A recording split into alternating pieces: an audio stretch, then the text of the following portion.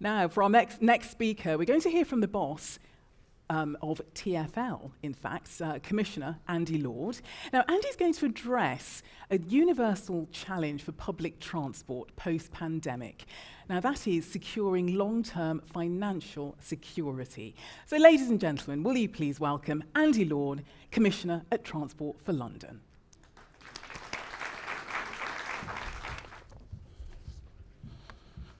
Good morning, everybody, and thank you, Nicola, for the introduction and for the opportunity to speak here this morning at the very first Interchange conference. It's great to be here speaking alongside such a fantastic lineup of speakers, including some of my current and, of course, former TfL colleagues, all doing such brilliant work to improve infrastructure and connectivity in London, but also across the entire country. Efficient public transport infrastructure is an essential component of a thriving economy. A sustainable public transport network in London is a social enabler, a catalyst for growth, and essential to the transition to net zero. The coronavirus pandemic had a devastating impact across the transport industry, from my old world of aviation right through to my current world in public transport, and we are all still dealing with the effects of it today. At Transport for London, the biggest impact was on our ridership and subsequently our revenue. At the height of the pandemic, we saw a 95% drop in ridership and the quietest day on the tube since it opened in 1863. However, despite the restrictions, I'm immensely proud that TfL kept all services running to enable key workers to go about their critical roles. As 72% of our income came from fares, this drop in ridership has presented a huge challenge for us at TfL. Today, just over 3 years on from the first lockdown, ridership is back to around 80% during the week and has recovered to pre-pandemic levels at weekends and often now with higher ridership than we saw before the pandemic. These are encouraging signs, but there is much more to be done.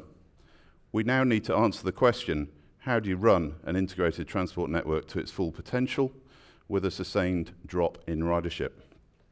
The first answer is for us to continue the journey we started before the pandemic and achieve financial sustainability. More people are travelling with us again each month, which is helping to rebuild our revenues, and we have an ambitious efficiency programme. I'm pleased to say that our latest budget showed that this year we will cover our day-to-day running costs, something we have been building towards for a number of years. This is a remarkable £3 billion turnaround in TfL's finances. The second is that we must learn from the successes of the past and enter a partnership with government and with industry that is focused on long-term investment. And the third is that we must look at innovative forms of funding and financing which diversifies our revenues and reduces our reliance on fares. In London, over the last couple of years, we have seen the huge difference public transport makes to people's lives. The Elizabeth line, opened just last May, has quickly become the busiest train line in the country, clocking up more than 120 million passenger journeys, as well as being one of the most reliable and the line with the highest customer satisfaction scores. The Elizabeth line now accounts for 1 in 6 of all UK rail passengers. In just over 1 month's time, we will see the introduction of the full peak Elizabeth line timetable. This will mark the final milestone of the Crossrail project and provide higher frequencies, greater connectivity and faster journey times for our customers. Last year also saw the opening of Barking Riverside Station, the first extension of London Overground since 2015, connecting passengers to central London in as little as 22 minutes. This extension has been the catalyst for a major redevelopment of a significant area of East London.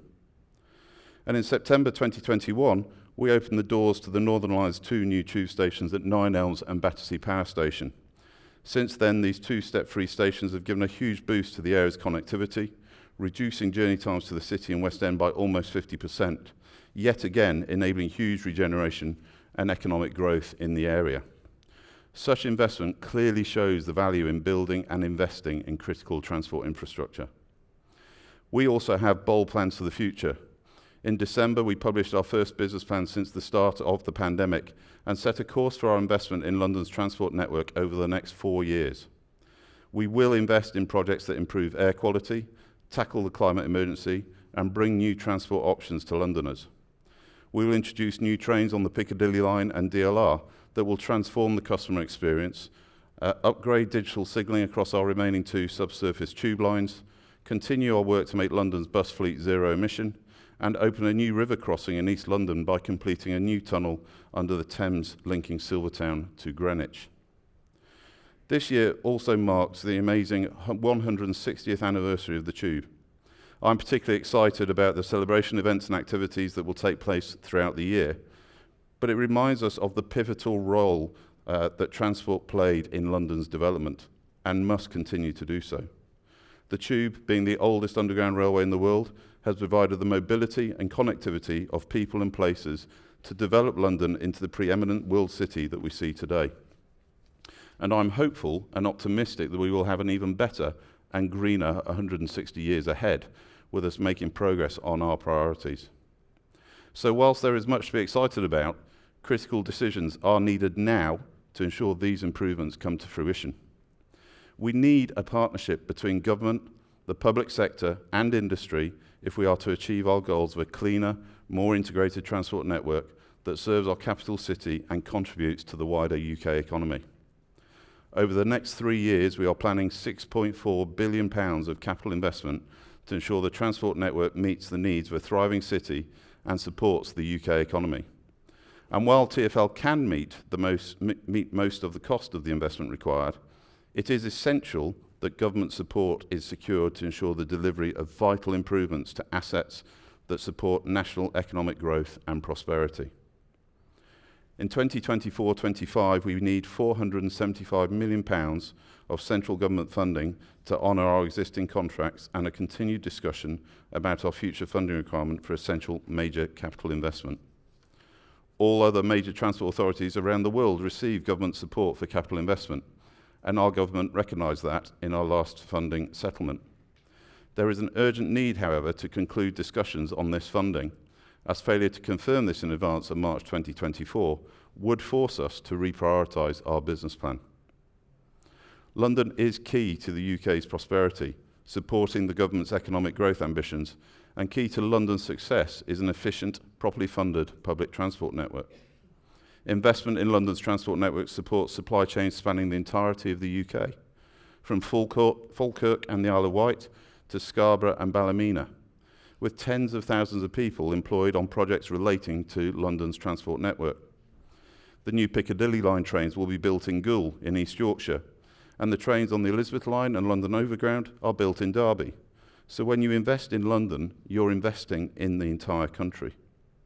Lack of funding certainty and failure to properly plan investment will restrict economic growth and limit productivity because of the burden of cost and uncertainty, affecting every part of the UK economy connected to London.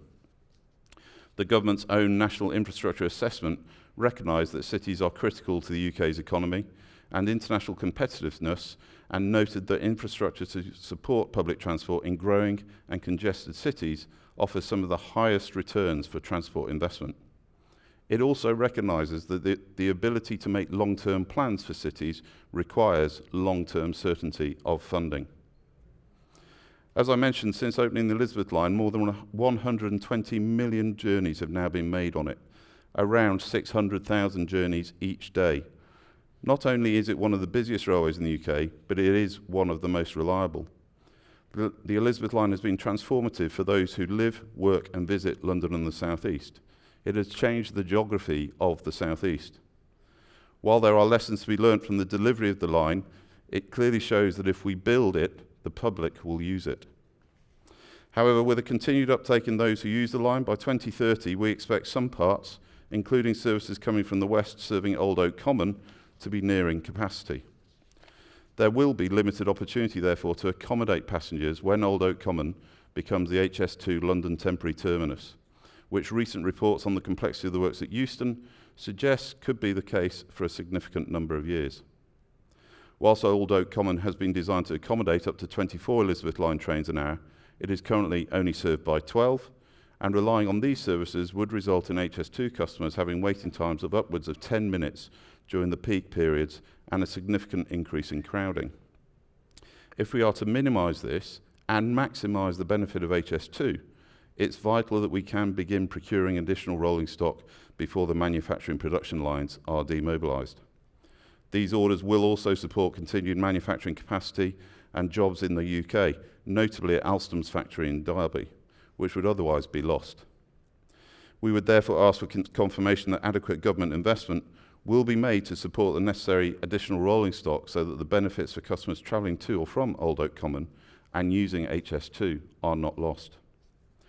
And looking further ahead, we are continuing to do feasibility work on the DLR extension to Thamesmead, the Bakerloo line extension, the West London Orbital Railway, and of course Crossrail 2. However, any network extensions depend on securing additional funding, as the significant capital requirement is not affordable from TfL's operating revenue alone. The Mayor's vision for London is to create a zero-carbon global city, where a sustainable transport network supports a healthy and invigorated capital with opportunity for all. We are determined to play our part in delivering a public transport system that is safe, clean, efficient, and reliable, ensuring TfL is the strong green heartbeat of London.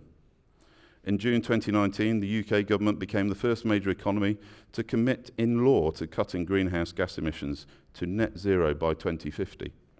London is responsible for over 10% of England's carbon dioxide emissions, of which almost 30% comes from transport.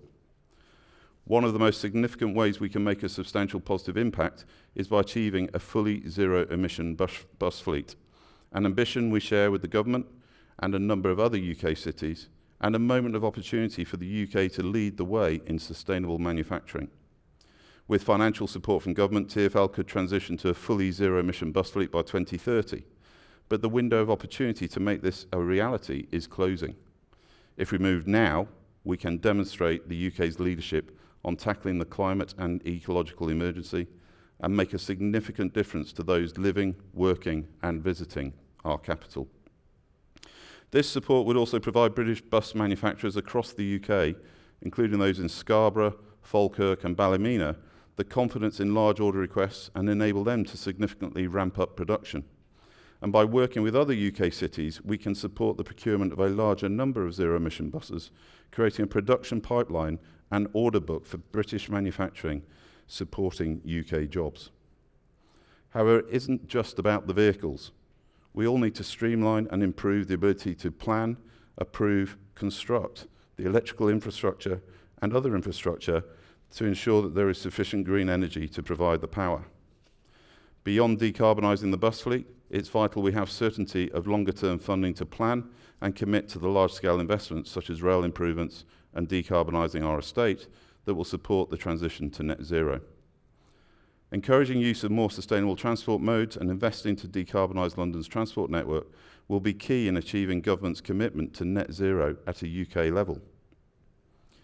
Both the Mayor and I are committed to making the case for continued investment in London's transport network, and this must not be at the detriment to other UK cities and regions, but in concert with them. Investing in London supports the wider industry and supply chain that enables other UK cities to get the new assets and infrastructure they rightly need. So to close, I want to reiterate that we are making the case to government that beyond 2024, we should be working together to support jobs, homes, carbon reduction and economic growth through capital investment in transport. Failure to properly invest in transport infrastructure means more polluted, more congested and dangerous streets. It will limit economic growth and productivity, affecting every part of the UK economy connected to London. It is only through the financial certainty of sustainability that TfL can continue to support the government's ambitions for that economic growth and to achieve net zero. Thank you for listening, and I look forward to taking your questions. So London's transport, this is from, we have no name on this one, but London's transport network is world leading on integration. What lessons do you think could be copied from London to integrate transport nationally in the UK? You're absolutely right. I mean, London is the largest integrated public transport authority in the world. And I think there are already some lessons being taken from that. Manchester is moving in that direction. It's great to see my former colleague Vernon Everett now as the Transport Commissioner for Manchester and making changes around their bus provision, for example.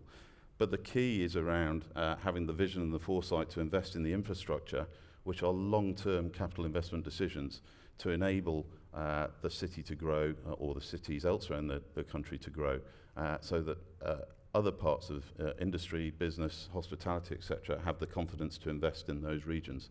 And that is what Transport in London has enabled. And you mentioned about how investment in London actually benefits other parts of the country. Can you just go into that a little bit more, please? Yeah, so we, for every £1 that we spend on the transport network in London, at least 55 pence of that is invested elsewhere outside of London. So in the wider supply chain, whether it's on day-to-day provision of services that our suppliers help us with, or whether it's in manufacturing of new assets. So I mentioned the buses. All of our buses, we're the biggest bus fleet in Europe. We're half of all buses in the UK. Every single one of those buses is built outside of London, in Scotland, Northern Ireland and Yorkshire, for example. And all of our trains are built outside of London as well. So there's significant benefit to the wider UK economy and jobs by investing in London's transport system. Which is why you're arguing that the government must continue to invest and invest heavily in TfL, right? Precisely so. Okay, so Andy, let's have a question here about HS2. When will HS2 continue as planned into central London? The project will not be cheaper to build in 4 years' time. Great question. I wish I knew the answer. Unfortunately, it doesn't sit under TfL's responsibility. We are making the case, along with the Mayor, with colleagues in DfT, around getting certainty over the final terminus at Euston. The works at Euston have significant impact on the city and on transport, with the disruption to the Euston Road, which we're having to manage, and of course the uncertainty around Euston Station. And we want to see the redevelopment of Euston Station, and of course we all want to see the benefits of HS2, but we have to recognise that there are very serious financial challenges there at the moment, largely driven by inflation. So we're doing all we can to support the case and support the argument, and make give the DfT as much information as possible so that they can come to a final conclusion as soon as possible. Okay, I hope that answers your question. We have another one. Is next generation road pricing an inevitability in London, or will it always be a pill that is too politically difficult to swallow? Difficult question. Always remaining apolitical. So I think we have to collectively look at what is the future of road pricing, road user charging going forward. The government's got a significant issue from an exchequer perspective as we move to zero-emission vehicles and move away from petrol and diesel. They've got to think about what they do around the tax that they earn from that at the moment. Clearly, London is leading the way with its road user charging scheme, which is being driven by the rationale to improve air quality. It's making a big difference there. And actually, the expansion of the ultra-low emission zone, which comes into play in August this year, again, will be world leading. And whilst it delivers some short-term revenue benefits to TfL, our assumption is that our revenue from that will drop to close to zero within 3 years. Okay, all right, thank you. I have another question here, and you might have to help me out with a little bit on the side here, unless our tech team can roll it up a little bit for me. How will TfL balance between investing in capital infrastructure and maintenance, and you can pick up the next bit because I can't see it, I'm afraid. Have they moved it up? It's disappeared. Where is it?